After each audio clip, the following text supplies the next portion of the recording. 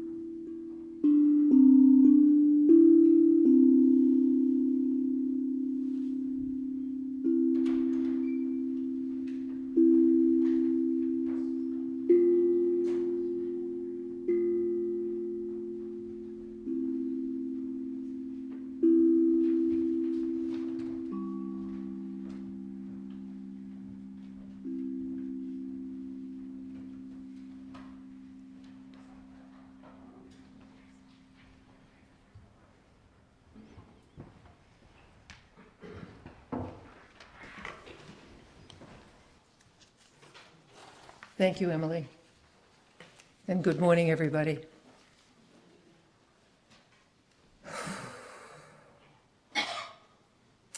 Spirit of creation, Holy One of being, higher power, still small voice.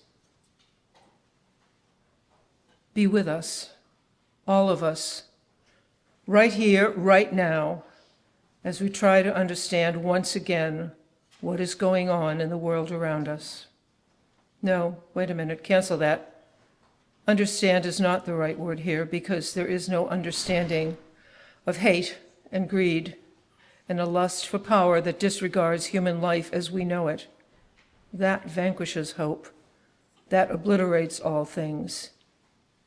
That obliterates all things bright and beautiful without fear or favor.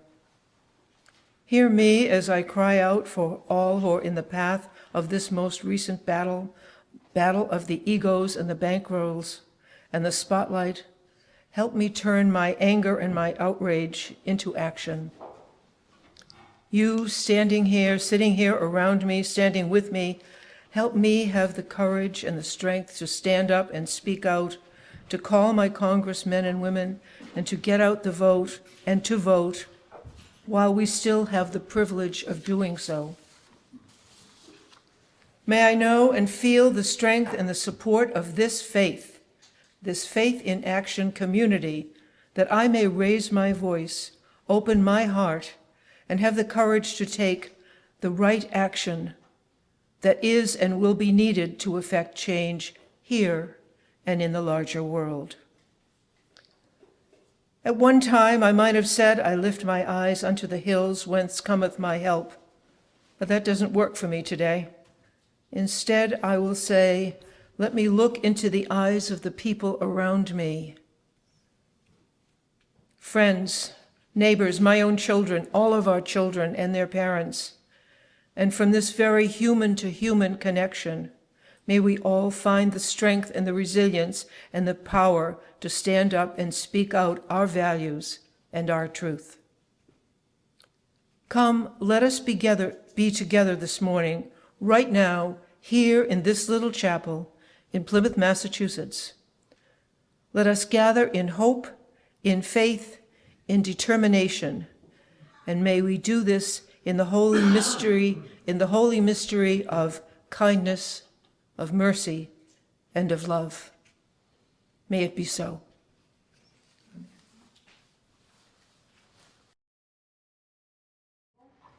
Let's recite our covenant together. Love is the spirit of this church, and service its law. This is our great covenant, to dwell together in peace, to speak the truth in freedom, to sing the truth in love, and to help one another. And please remain standing for Gathered Here, number 389. This is a round. I'd like to invite the chorus up, please. So we're going to all sing this together a number of times, and then we will be in 3 different groups. We're going to do it as a 3-part round.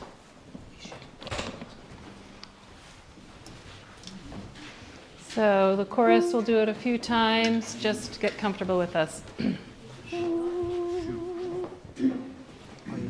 Good. Gathered here in the mystery of the hour, gathered here in one strong body, gathered here in the struggle and the power, Spirit draw near, gathered here in the mystery of the hour, gathered here in one strong body, gathered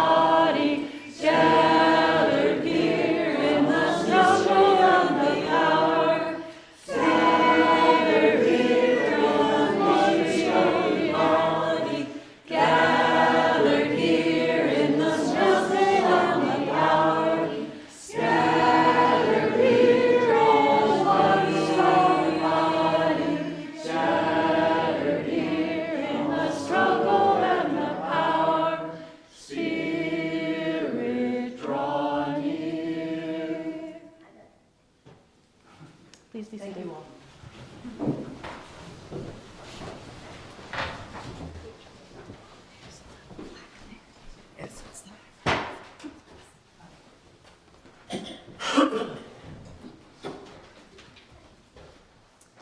Good morning.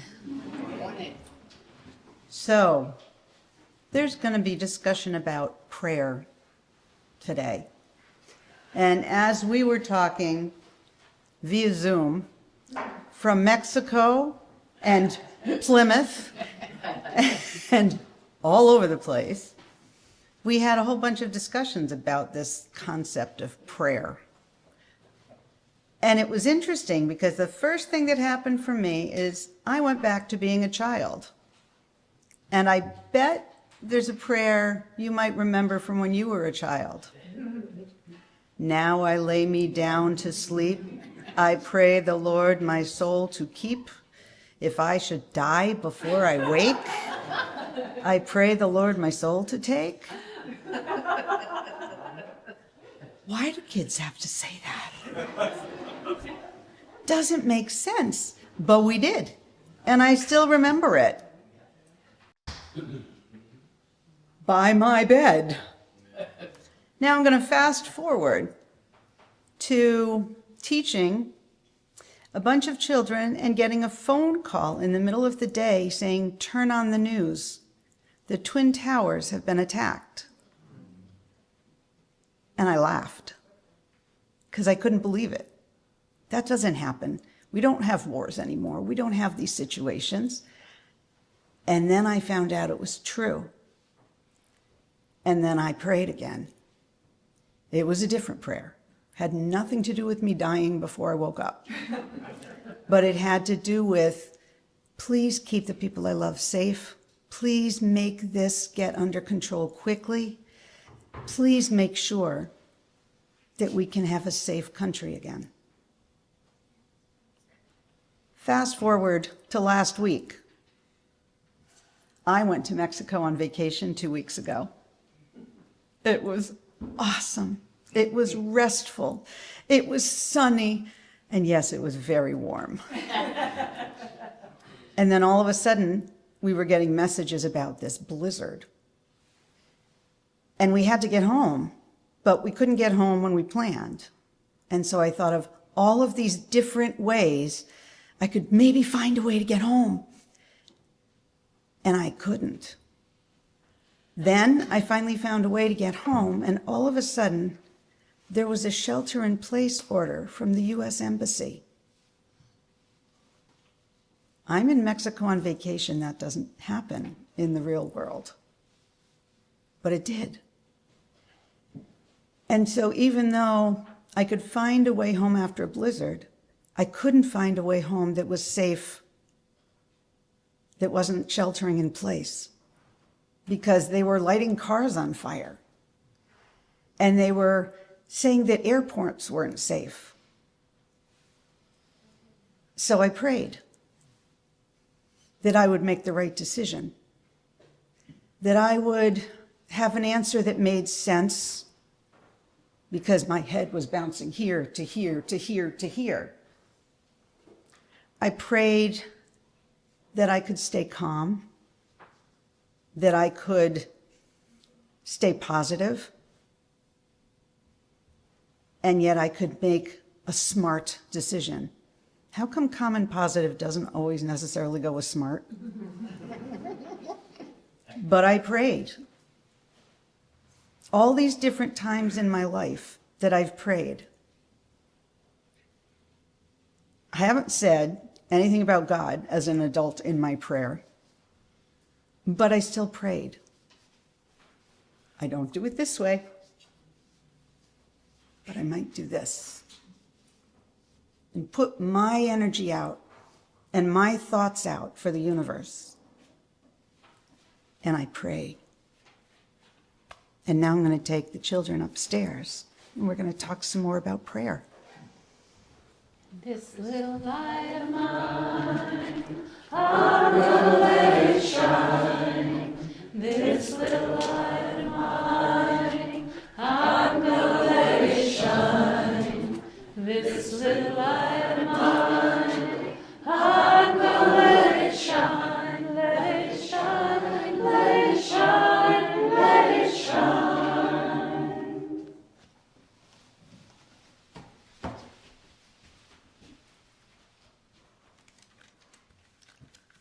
Get close to the mic. That's fine. Worship is our shared Unitarian Universalist practice of exploring, connecting to, and creating the ways that our individual lives fit into a larger whole. Not all UUs share the same beliefs or opinions. Our religious tradition doesn't expect or require consensus, but our shared worship forms a vessel for us to find meaning together. By devoting ourselves to a regular time of encountering and engaging that which is greater, wiser, and more compassionate than our individual selves, we create opportunities for transformation and healing. For example, while our Sunday morning services tend to follow a similar format, services created by and for youth and young adults push against traditional expectations. Another example is how our renewed collective commitment to racial justice is reshaping our approach to worship. Congregations steeped in traditional white Protestant style of worship or enmeshed in primarily white communities find themselves challenged and excited as they explore new ways of living into an authentic embodiment of Unitarian Universalism. Across these varied and evolving practices, the constant is relationship. Our worship elements each have a relational purpose, connecting us to our faith, our values, or the sacred mystery in which we live. The chalice lighting, a hallmark of most Unitarian Universalist worship, is a powerful visual symbol. Some UUs would say that the flaming chalice creates sacred space, while others consider the chalice a connection to our roots, to our UU kin around the world.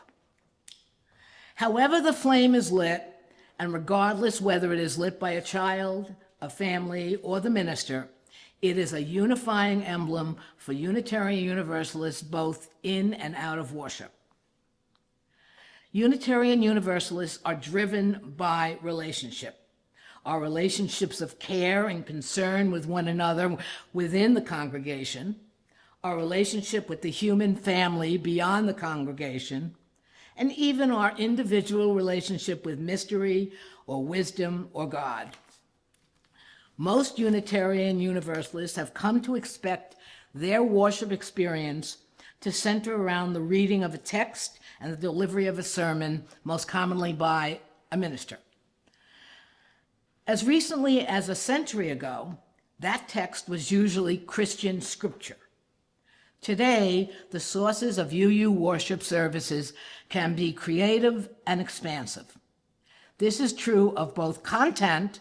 For example, on any given Sunday, the liturgy might draw from contemporary poets, science fiction, a sacred text of another religion, or pop culture, and form, as most congregations include digital media in worship, such as slam poetry, performance, or a musical video. It is not unusual, in fact, for UU worship to lift up or refer to other faith traditions. We understand our faith to be an elastic, curious one.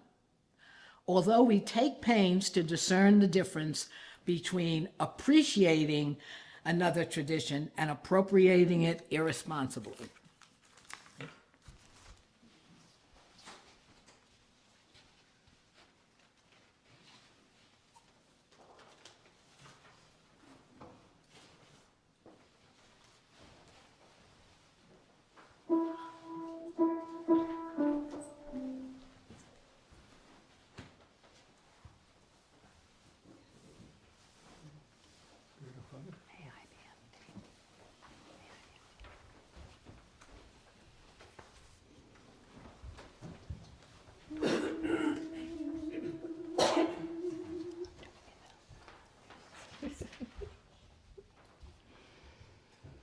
May I be empty and open to receive the light. May I be empty and open to receive.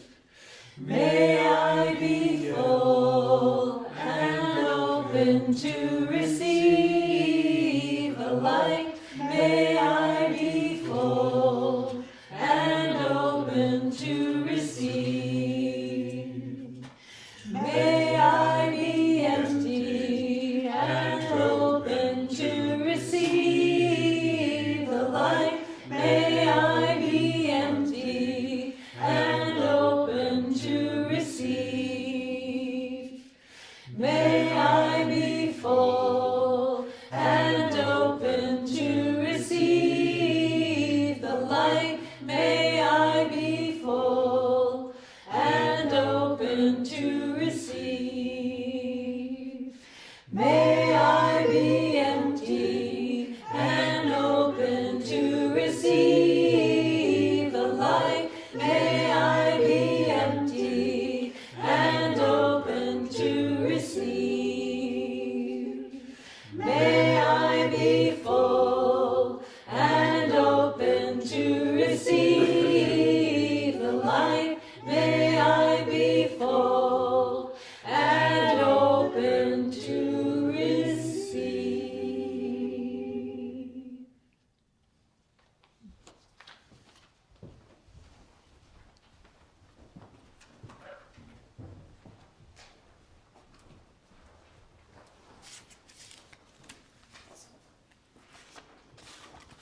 I didn't jump up in time to say that Phyllis's reading was from one of the UUA pamphlets for people considering UUism. There's one on worship, there's one on theology, there's one on history, there's one on religious education, and I chose the one on worship to read today. And in hearing it again, I thought, she's just preached my sermon. Oh dear.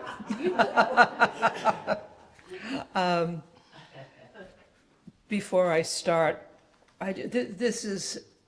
today is a miracle of technology, spit and gumption, masking tape, and determination. We met because I didn't have internet all week long and to do everything else.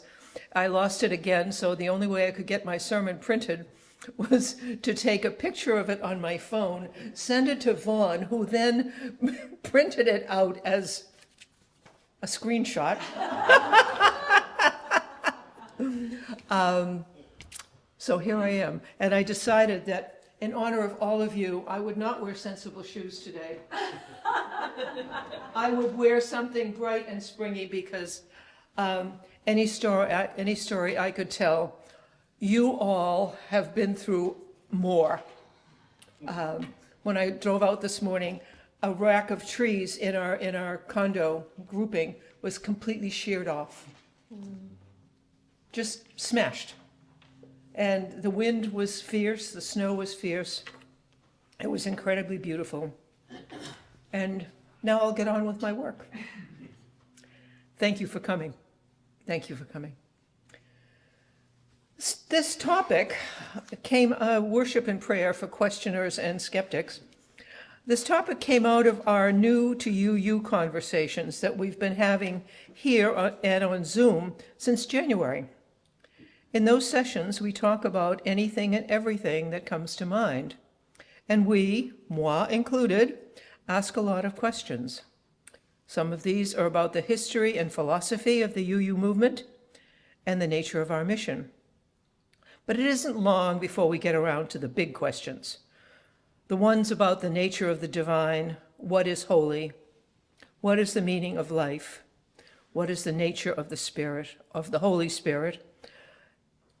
And if so many of us have questions and or doubts about the nature and presence of the holy and the nature and purpose of prayer, then what in heaven or hell is another popular question. Are we all doing here on Sunday morning at something we call a worship service?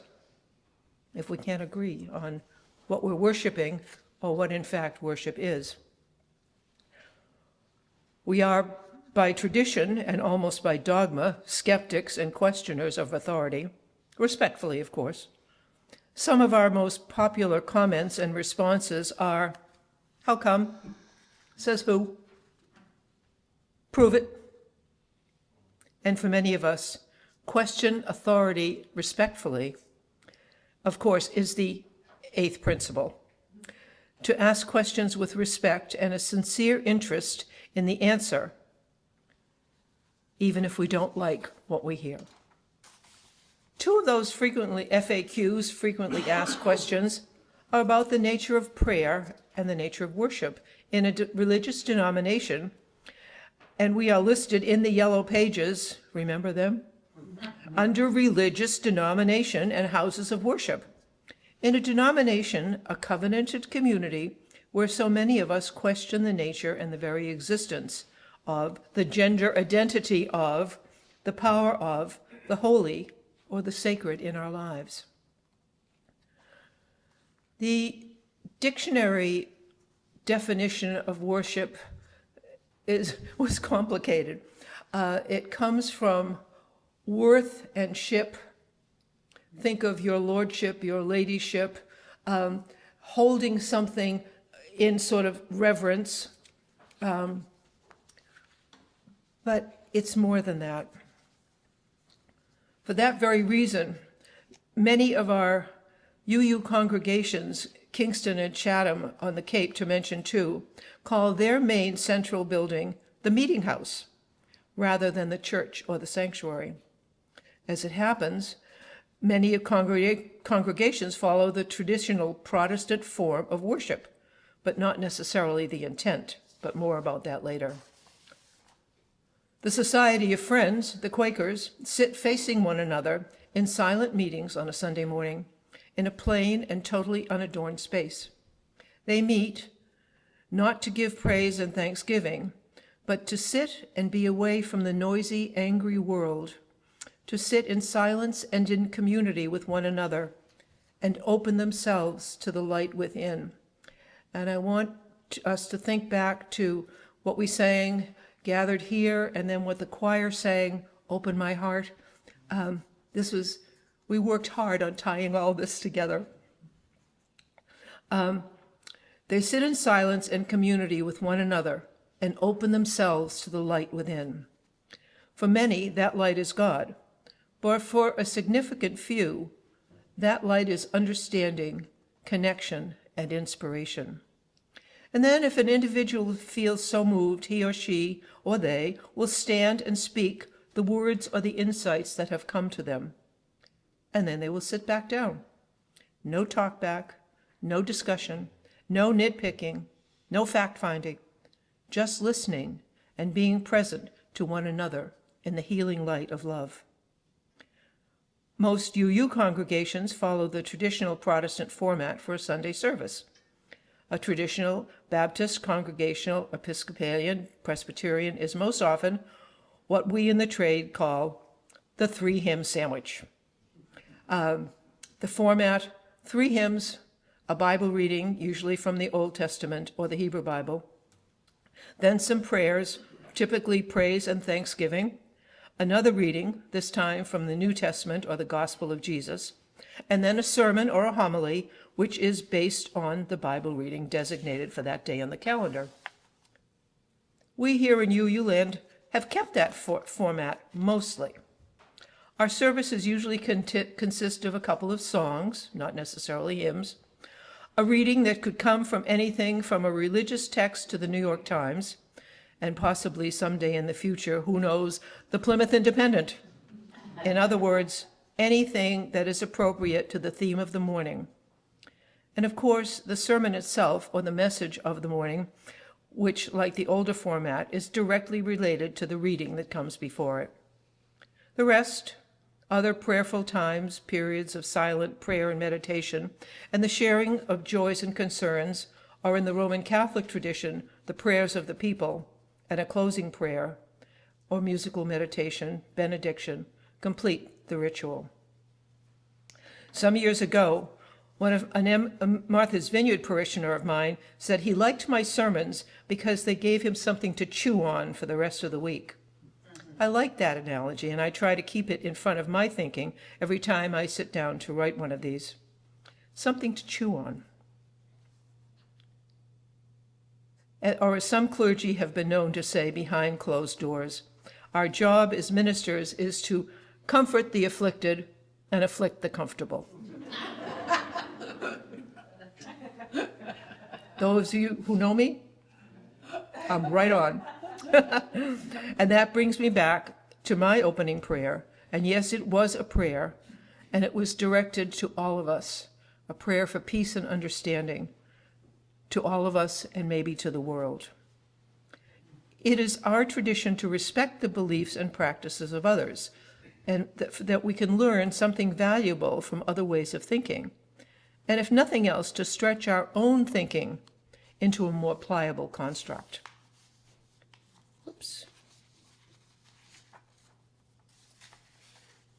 UUs around the world are having conversations about doing church differently.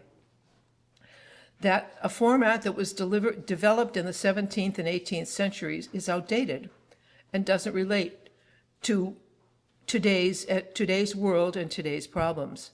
And yet, it is not uncommon when some brave soul makes a suggestion about changing the nature and time, or, God forbid, the day of the week, of the weekly meeting, all hell breaks loose. And the charge is led by the most devout UUs of all, the diehards of the congregation, who came here because we are different. And now that we're here, don't change anything.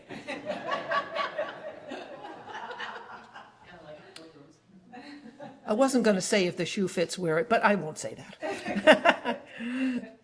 That brings me to the other. So, in general, we are, as a congregational, covenantal congregational group, we determine the nature of our worship services. More and more churches are doing Friday night worship or church supper worship. And I know I've mentioned it before, some English friends of mine do, on one Sunday a month, they do a walk. For the real walkers, it's a 5-mile walk. For the less able walkers, it's a 1-mile walk. For the walkers who don't walk at all, they meet in the parking lot of the nearest pub, and they all have lunch together. Is it worshiping? I don't know. Is it honoring their community? It is honoring the nature by walking in it and appreciating, honoring each other's abilities, different times for starting. Most of all, it's community. And I think when you ask a UU, why do you come here? Often it's the coffee first, but really it's the community. It's the people. It's the people and the acceptance that you feel for maybe not believing what everybody else, or you think they believe, but just for who you are. And if you're differently abled, you're accepted. And we try to accommodate all of that, not make you feel different, but make you feel included. And we learn from that. And that brings me to the other topic of my message this morning, and that is prayer. What do we UUs do when we pray, if we pray? And to that end, Emily and I are going to do a little dramatic interlude about stop laughing, about the nature of prayer. The nature of prayer. Now, where did I put this, girlfriend? All right. This is called Kitchen Table Communion.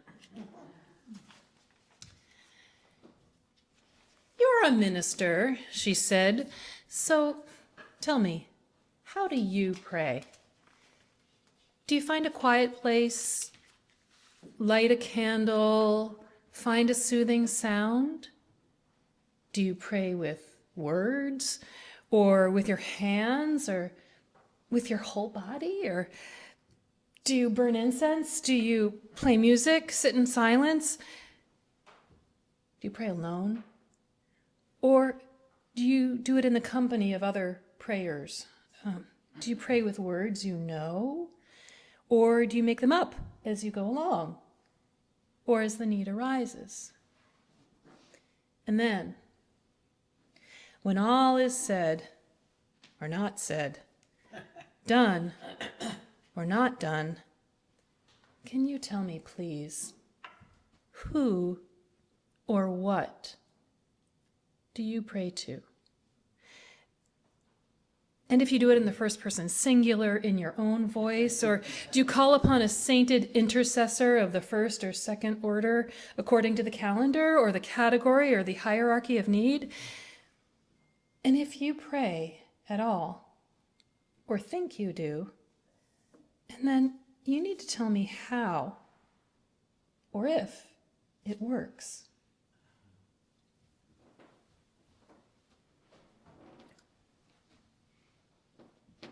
You get over there. Staging. How do I pray, you ask? Mostly on the fly, if I'm going to be honest. On the way from here to there, one more layer of multitasking, at which I'm very good. Unless in my hellfire rush to get things done, I trip over my own goddamn feet, or words, or best laid plans. I can only say for me, prayer is a state of mind, a state of being, like breathing in and out, like the beating of my heart. I like to think that it is that oversoul of awareness that is always with me, driving, doing dishes, loving, longing, and laughing out loud until you and I, or we, cry out for release. Prayer is at the very core of my being, mostly without my even knowing. But I do know one thing about prayer, and that is, prayer is to be aware.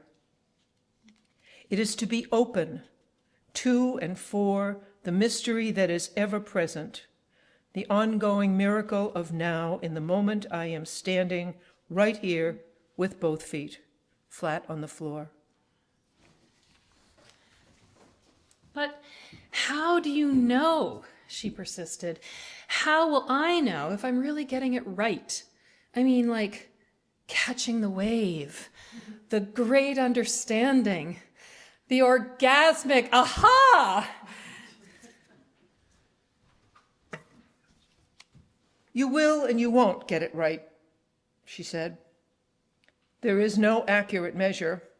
Prayer is and can be life itself, the question and the answer, the cause and the effect, the alpha and the omega, the world without end, sometimes, and for me, more often than not, just being.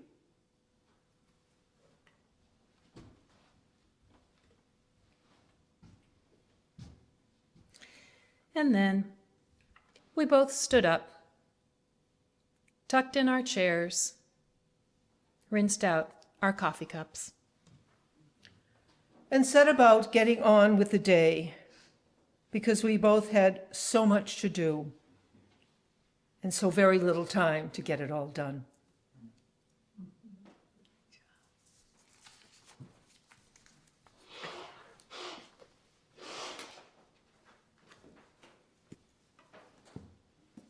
I'm going to close with a very familiar hymn.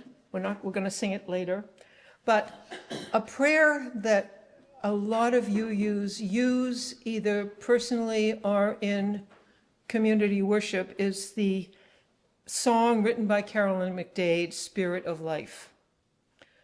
We sing it, but do we really hear the words? I'm going to read them to you now. Spirit of life, come unto me. This is all about opening. Spirit of life, come unto me. Sing in my heart all the stirrings of compassion. What is this world lacking right now for so many of us is compassion. Blow in the wind, rise in the sea, move in the hand. Spirit, Spirit, I feel you in the wind, I see you in the sea, I feel you in my own hands. You give the life the shape of justice. Our you calling is to justice, to make the world a better place. Roots hold me close. Our roots, we have familial roots. This place, you people, you're all each other's roots. You are holding each other in times of craziness. Wings set me free. There's always a chance to hope. For me, there's always a chance to think of something new, be free to create, not be constrained, not being told what to think. Let me think, let me evolve, let me grow. Spirit of life, come to me. Come to me. Let's sing it.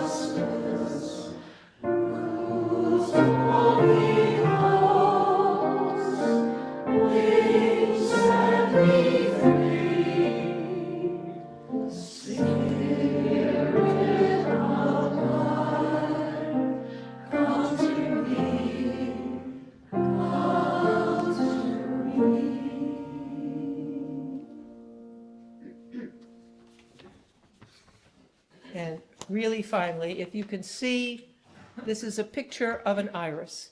It's a beautiful, beautiful, beautiful photograph of an iris. And it's underneath Mary Oliver's words. Mary Oliver's words are underneath it.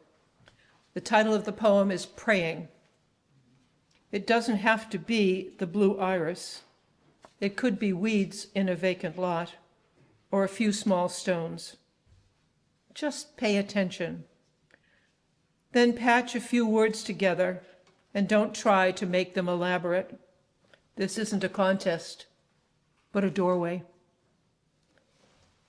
A doorway into thanks and a silence in which another voice may speak. Blessed be. The offering we take each Sunday is an opportunity to recommit to this place and to these people. It is as much a ritual as singing together, lighting our chalice, or reciting our covenant. The offering will now be received in grateful appreciation of our shared hope and values.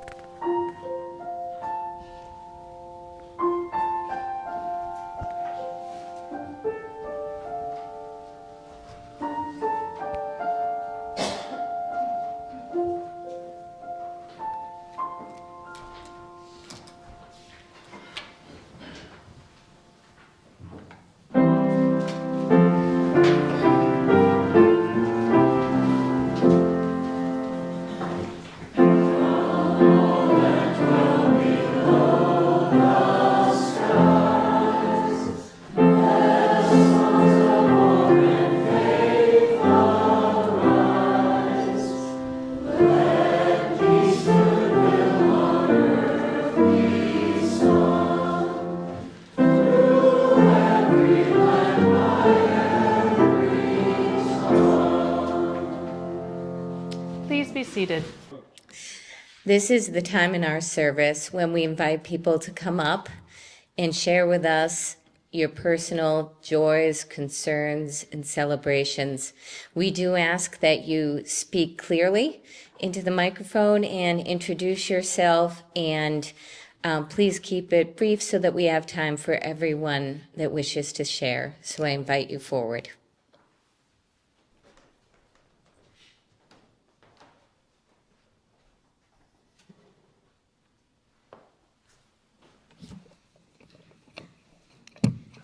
I light this final candle for all those joys and sorrows that are within this community but are unspoken. May we hold each other's joys and sorrows in our hearts as we go forward this week and endeavor to help one another.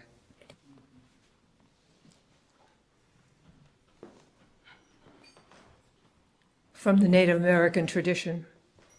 Hear, O humankind, the prayer of my heart. For are we not one?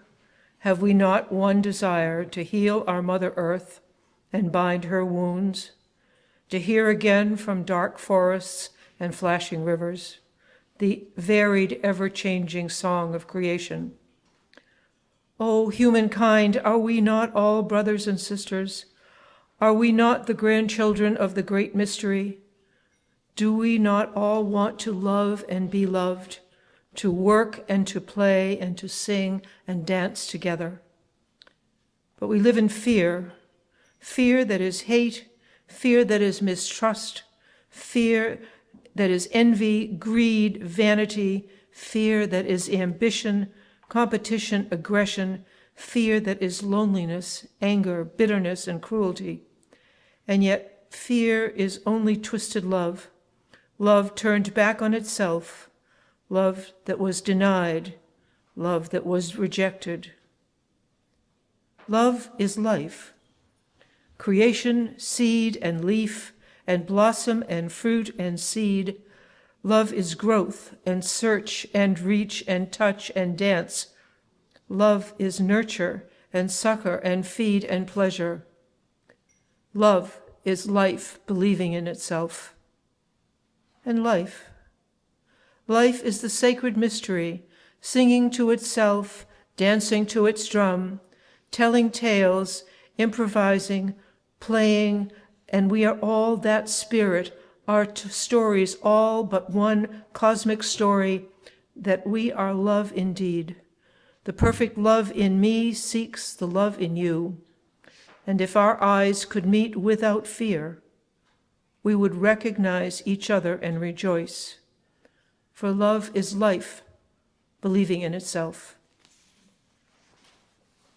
Let us be quiet now, together, drawing strength from each other's strength and from our community.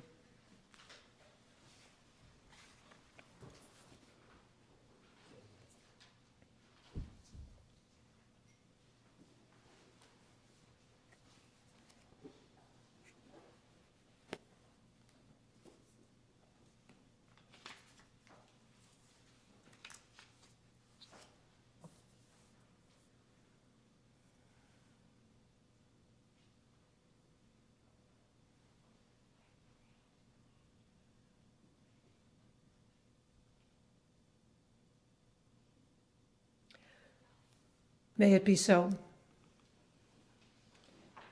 For our closing song, and don't you dare touch your hymn books, we're going to sing something called Every Time I Feel the Spirit. And the first time it's in our hymn book, it's even more traditional, it's a gray hymn book. The first time I heard it really sung was at a minister's retreat. And it was, how do we minister to one another? And this beautiful, wonderful, marvelous African-American little powerhouse of a lady got up and said, I'm going to teach you all how to sing this song. And forgive me, I'm going to do my best with the accent. I had permission to use it. And she said, now leave those hymn books. She said, I know what you white people are all like. You get your hymn book and you sing. And you hide behind it. Now this is an easy song. And when you sing it, I want you to feel it. And every time I feel the Spirit moving in my heart, I will pray. Can't feel the Spirit unless you're open to it. You can't stuff a new coat in a closet that is stuffed. You got to make room. Got to open it up. So we sang, we mostly white Anglo-Saxon Protestants, looking longingly at our hymn books, wishing we could hold them for security, you know, our security comfort hymn book. But she said, no, sing this out. And the words are going to be up here, are they not, Lydia? Where are you? They're up. Yeah, they're up. Sing it like you mean it. Move your body. Pray, sing with your whole body. Sing with your heart.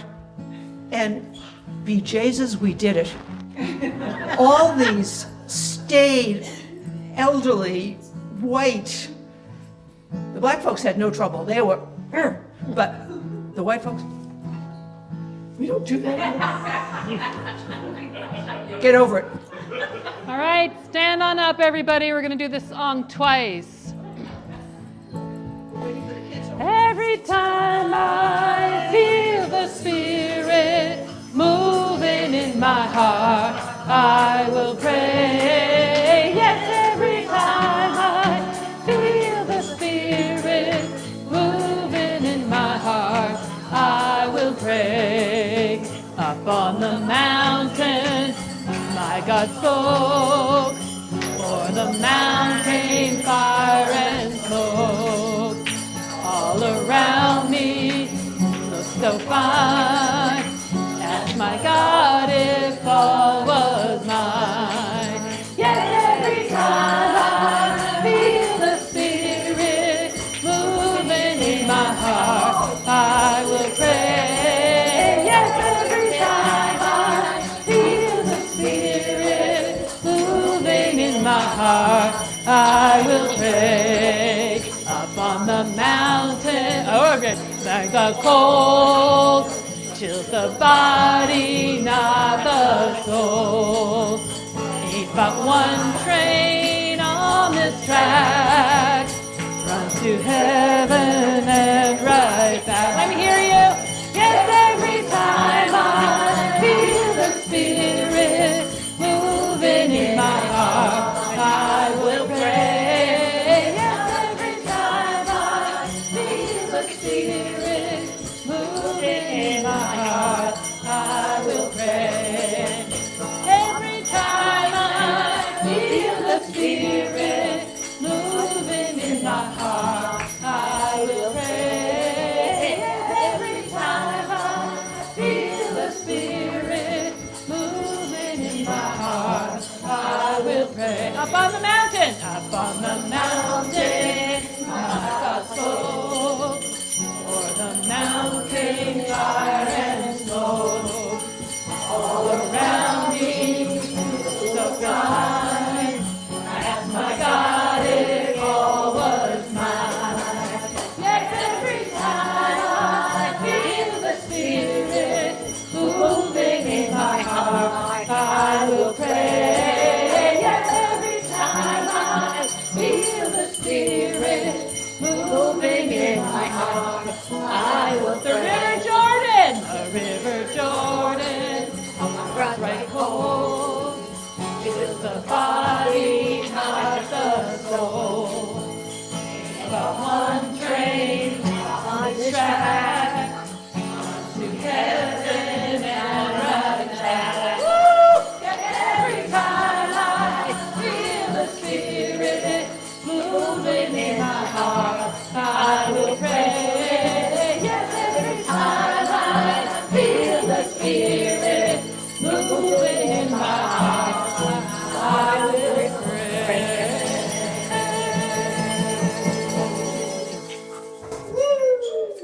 Well done. Please be seated.